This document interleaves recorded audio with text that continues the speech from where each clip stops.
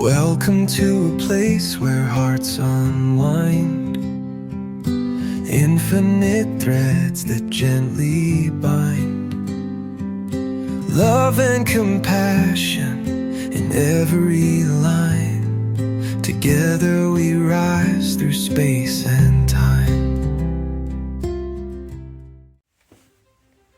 Welcome back to Infinite Threads. I'm your host, Bob.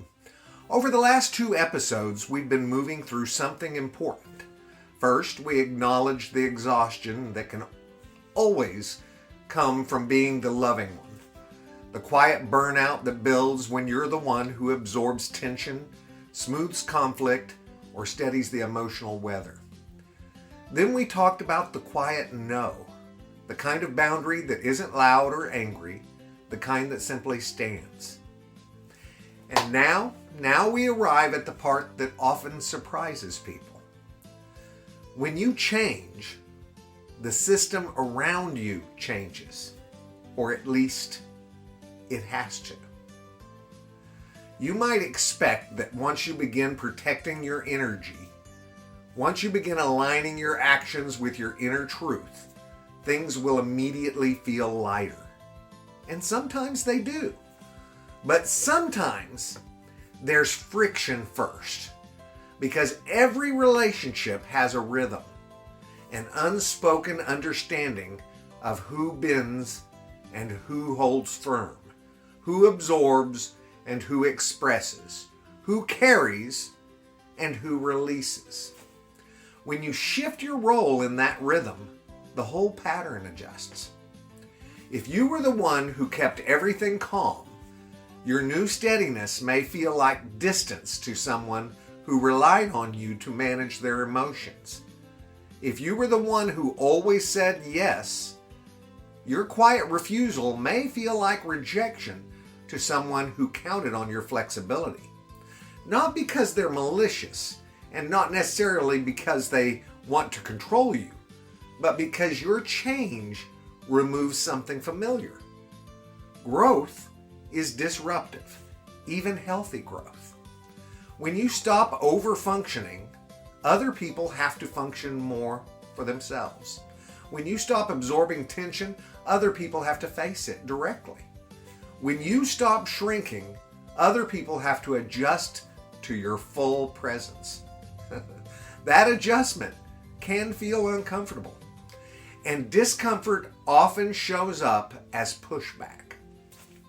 You might hear subtle comments about how you've changed. You might sense tension where there used to be ease. And you might feel the unspoken question in the air. Why aren't you doing what you used to do? If you're not grounded, that pressure can pull you back. It's very tempting to soften your boundary just enough to restore familiarity, to explain yourself more than necessary, to reassure others so thoroughly that you almost undo your own growth. But here's something steady to hold on to. Discomfort is not always a sign that you are wrong. Sometimes it's a sign that the old pattern no longer fits. When someone benefited from your overextension, your new boundaries will feel like loss to them. Not loss of love, but loss of access. And those are different things. You can still care deeply while no longer over-carrying. You can still be compassionate while refusing to overcompensate. And you can still be soft without being absorbent to everything around you.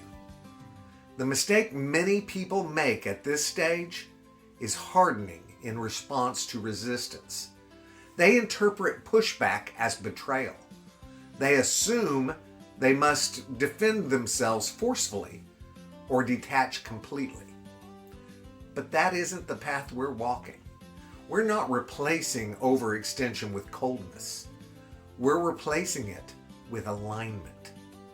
Alignment doesn't need to argue. It doesn't need to shout. It doesn't need to justify itself endlessly. It simply remains consistent. Over time, consistency recalibrates the relationship.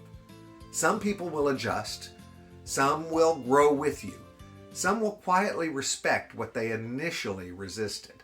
And yes, occasionally someone may drift away. If that happens, let it be information rather than catastrophe. You do not lose the right people by becoming healthier. You may lose certain expectations. You may lose certain roles that you once played. But love that depended on your exhaustion was never sustainable. Growth invites clarity, and clarity reveals which connections are rooted in mutual respect and which were built on imbalance. That realization doesn't have to make you bitter. It can make you wise.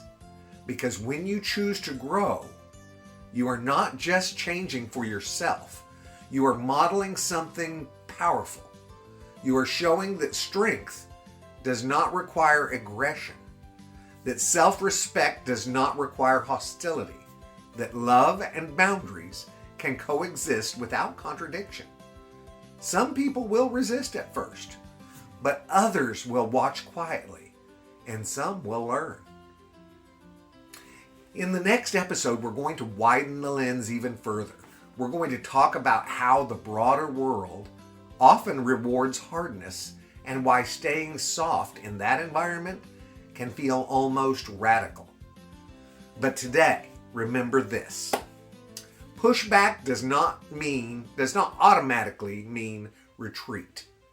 Resistance does not automatically mean rejection. Sometimes it is simply the sound of an old rhythm adjusting to a healthier tempo. Stay steady, stay kind, stay aligned. You are not wrong for changing, and you do not have to shrink to make others comfortable. I am so glad you're here. I love you guys so very much. And you know what I need you to do. Go out and pass that on, okay? Later, Gators. See you tomorrow.